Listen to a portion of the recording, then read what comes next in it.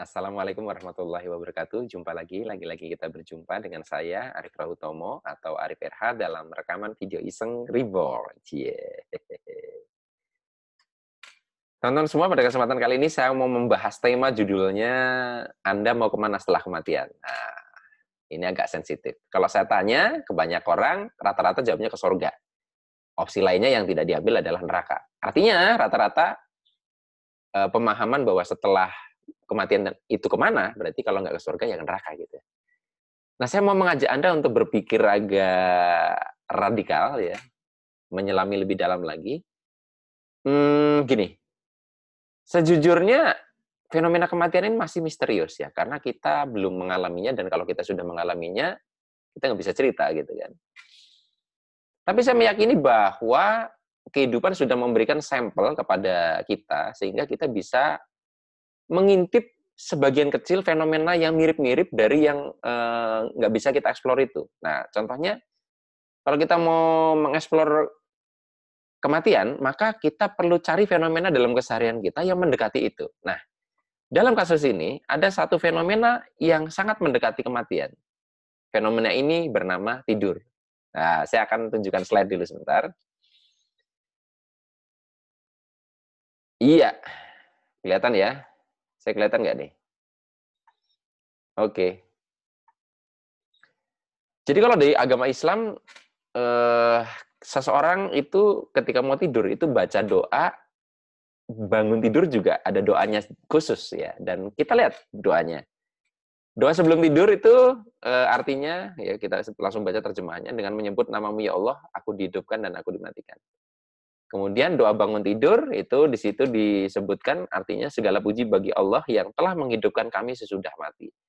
Berarti jelas kalau kita mengacu kepada ini bahwa kematian dengan tidur itu sangat dekat. Makanya saya nemu gambar ini di Google, sleep is the cousin of death. Jadi tidur adalah sepupunya kematian.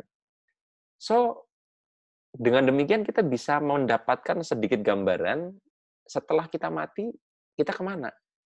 Dengan cara mengambil perumpamaan dari tidur ini. Nah, sekarang pertanyaannya, ketika Anda tidur, apa yang mungkin terjadi setelah Anda tidur? Nah, ini nanti jadi gambarannya setelah mati kemana itu dari sini. Kalau dari eksplorasi saya, pengamatan saya, ketika orang sudah tidur, ada 3 kemungkinan yang akan dialami. Yang pertama, mimpi buruk. Ya, mimpi buruk versi Anda lah, ya, mimpi horor, mimpi dikejar-kejar debt collector atau apapun itu.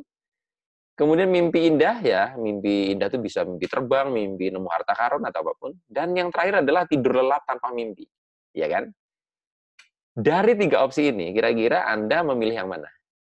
Saya tidak tahu jawaban Anda, tapi dari banyak orang yang saya tanya, kebanyakan memilih tidur lelap tanpa mimpi. Baru kemudian disusul jawaban mimpi indah. Mimpi buruk jelas tidak diambil. Nah, kalau saya pribadi terus terang, tidur itu saya pengennya tidur lelap tanpa mimpi. Dan nggak tahu, saya pede aja bahwa kebanyakan orang pengen di sini. Nah, artinya di sini ada satu hal yang menarik. Kita bisa setarakan mimpi buruk sebagai gambaran neraka, ya, penderitaan. Mimpi indah itu sebagai gambaran surga. Ya, jadi ketika misalkan orang memahami habis mati itu cuma ada surga dan neraka, itu mirip seperti pemahaman orang kalau habis tidur. Opsinya cuma mimpi buruk dan mimpi indah. Padahal ada tidur lelap tanpa mimpi, yaitu keheningan sempurna, apa ya, kedamaian yang totalitas. Ya, kita hening, nol, zero, suwung, kosong gitu ya. Nah, jadi kalau dari sini, maka sebetulnya ada opsi yang ketiga selain surga dan neraka setelah mati, yaitu masuk ke dalam keheningan yang sempurna. Kalau istilah saya adalah pulang kembali menyatu kepada sang sumber. Pulang menyatu kembali kepadanya.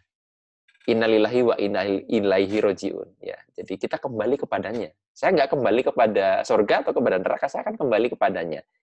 Tapi terserah kalau Anda maunya kembali ke surga atau ke neraka, monggo ya. Tapi kalau saya memilih keheningan sempurna.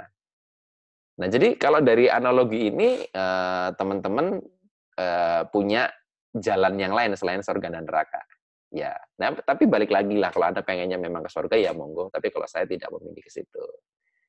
So, silahkan teman-teman bisa renungkan lagi, kalau nggak setuju juga nggak apa-apa. Tapi inilah pemahaman saya bahwa kita setelah mati ini nanti kemana, opsinya nggak cuma dua, tapi ada opsi yang satu lagi. Yang menurut saya adalah, justru ini adalah opsi yang betul-betul didambakan oleh banyak orang.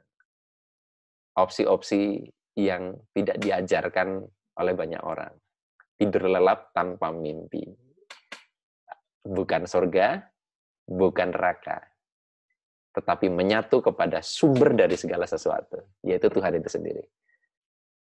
Baik, teman-teman semua, hanya ini yang bisa saya bagikan pada kesempatan kali ini. Sampai ketemu lagi dalam rekaman video iseng reportnya selanjutnya. Saya akhiri, billahi taufiq wal hidayah.